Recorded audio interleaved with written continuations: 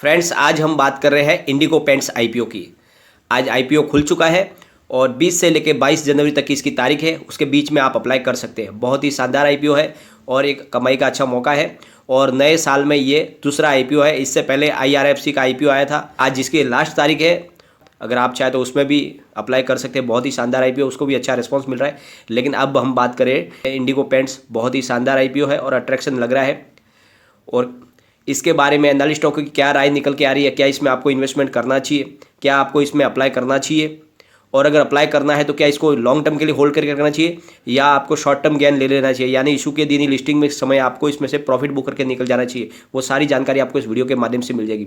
लेकिन फ्रेंड्स, उससे पहले अगर आप पहली बार मेरे चैनल पे आए तो चैनल को सब्सक्राइब कर दीजिए, एक बेल आइकॉन दबा दीजिए ताकि जब भी नया वीडियो बनाऊँ पहला नोटिफिकेशन आपको मिले। चलो फ्रेंड्स, वीडियो स्टार्ट करते हैं। मैं हूँ आपका दोस्त एसबी दवे और मेरे चैनल ऑनलाइन कमाई में आपका बहुत बहुत स्वागत है। इस आईपीओ के द्वारा company 300 crore fresh share issue करने वाली है। साथ में ही प्रमोटर और बड़े इन्वेस्टर के 58.40 लाख के शेयर इशू किए जाएंगे।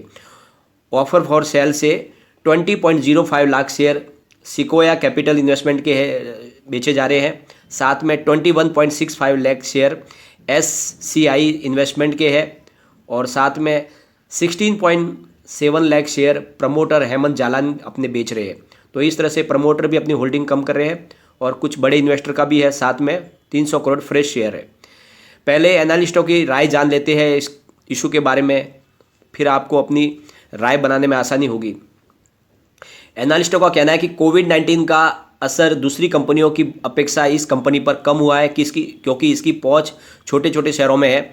बड़े शहरों की बजाय इसका कामकाज छोटे शहरों में ज़्यादा है और इसी वजह से कोविड-19 का असर इस कंपनी के ऊपर कम पड़ा है। आने वाले समय में कंपनी कम विज्ञापन खर्च के कारण अपने कंपनी का मुनाफा बढ़ा देगी, यानी ये विज्ञापन में कम खर्च कर रही है कंपनी, इसकी वजह से इससे कंपनी के मुनाफे में फ़ायदा हो जाएगा। जब छोटे शहरों में डीलर ही अपने तरफ से एडवर्टाइज कर लेते हैं कंपनी का।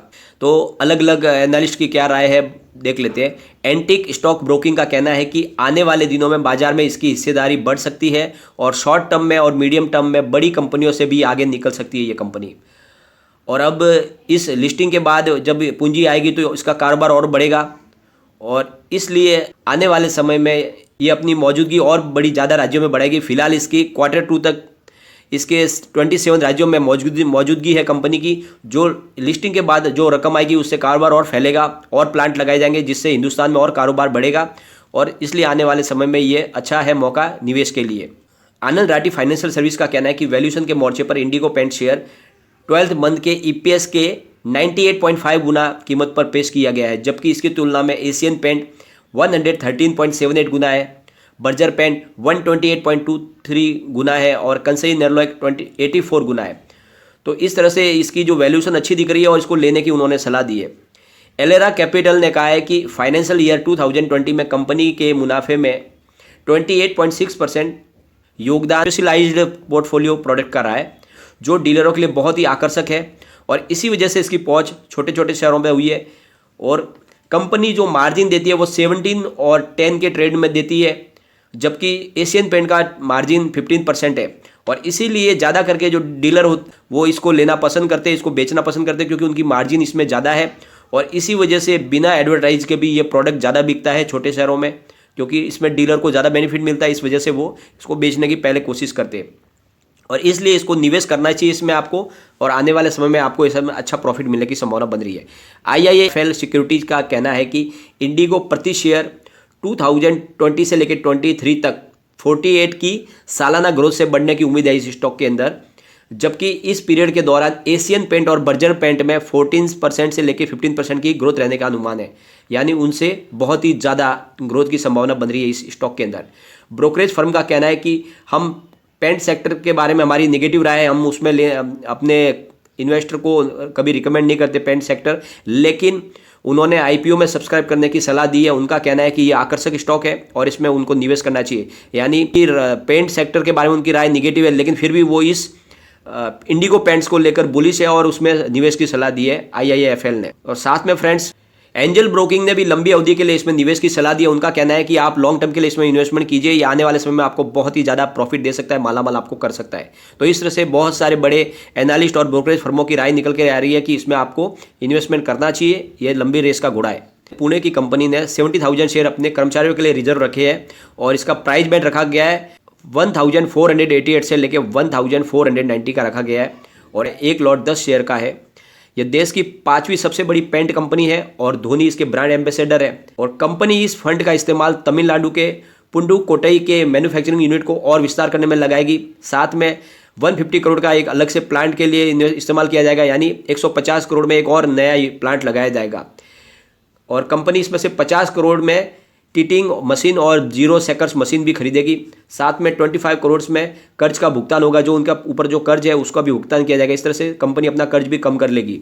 और Q2 के दरमियान कंपनी के पास 3 मैन्युफैक्चरिंग प्लांट थे, यानी राजस्थान के जोधपुर में, केरल के कोच्चि में और तमिलनाडु के पुडुकोट्टई में। और अब कंपनी इस फंड के द्वारा और अपने कार्य का विस्तार करेगी और दूसरे और प्लांट लगाए जाएंगे। इसका मतलब कारोबार और बढ़ाया जाएगा कंपनी का। इस आईपीओ से कंपनी को करीब 1170 करोड़ की पूंजी मिलेगी। आईपीओ की खुलने के पहले ही 15 जनवरी को ग्रे मार्केट में इसकी जो प्राइस बोल रही थी वो थी 2340 से लेकर 2030, यानी करीब 50% प्रीमियम पर कंपनी की इशू की प्राइस चल रही है। तो इसलिए आपको इसमें निवेश करना चाहिए। प्रीमियम में इसका अच्छा ग्रे मार्केट में चल रहा है और इसमें आपको शानदार मुनाफा हो सकता है। और कंपनी ने Q2 में करीब 27 करोड़ का प्रॉफिट भी बताया है, जबकि उस समय कोविड-19 का इफेक्ट था, उसके बावजूद भी 27 करोड़ का नफा बताया। बात साफ जाहिर हो रही है कि कंपनी प्रॉफिट मेकिंग है और कारोबारी अपना विस्तार करने वाले इन पैसों से। तो इससे आने वाले समय में जब इनका जो कारोबार है अभी 27 राज्यों में फैला हुआ है, तो ये पैसे के बाद में और इनके प्लांट लगेंगे और कारोबार इनका और बढ़ेगा। और सबसे बड़ी बात इनकी पहुँच छोटे छोटे शहरों में है और ये डीलरों को अच्छे आकर्षक ऑफर देते हैं, जिसकी वजह से जो दुकानदार है वो भी इनकी एडवर्टाइज करते हैं और इसकी वजह से इनका सेल ज़्यादा होता है। तो आने वाले समय में जो इनकी पॉलिसी है इसकी वजह से इसका कारोबार और बढ़ने की संभावना है और ऐसे इन्वेस्टमेंट आपको इसमें करना चाहिए और आने वाले समय में आपको इसमें प्रॉफिट की संभावना बन सकती है। और जिस तरह से बहुत सारे ब्रोकर की राय है कि इसको आप लॉन्ग टर्म के लिए भी निवेश कर सकते हैं, पर कुछ की राय है कि अगर लिस्टिंग में अगर आपको अच्छा खासा प्रॉफिट मिलता है तो आप लिस्टिंग गेन लेकर बाहर निकल सकते हैं। वो आप अपने हिसाब से डिसीजन ले सकते हैं, लेकिन मेरी राय यह है कि हमेशा मैं आपको बोलता हूँ कि जितना आपको प्रॉफिट मिलता है वो प्रॉफिट रख के बाकी की आपका इन्वेस्टमेंट है उसको वापस निकाल ले, ताकि आप दूसरे आईपीओ में भी अलर्ट अप्लाई करने के लिए वो काम में आ सके और जिस तरह से आपका जो प्रॉफिट है वो पड़ा रहे, वो आपको लंबे समय के लिए आपको प्रॉफिट दे सकता है। IRFC का आज आईपीओ में अप्लाई के लिए आपको लास्ट दिन है, आज शाम को इसके बंद हो जाएगा आईपीओ, तो उसमें आप अप्लाई कर सकते हैं। अच्छी खासी रेस्पॉन्स उसको भी मिल रही है।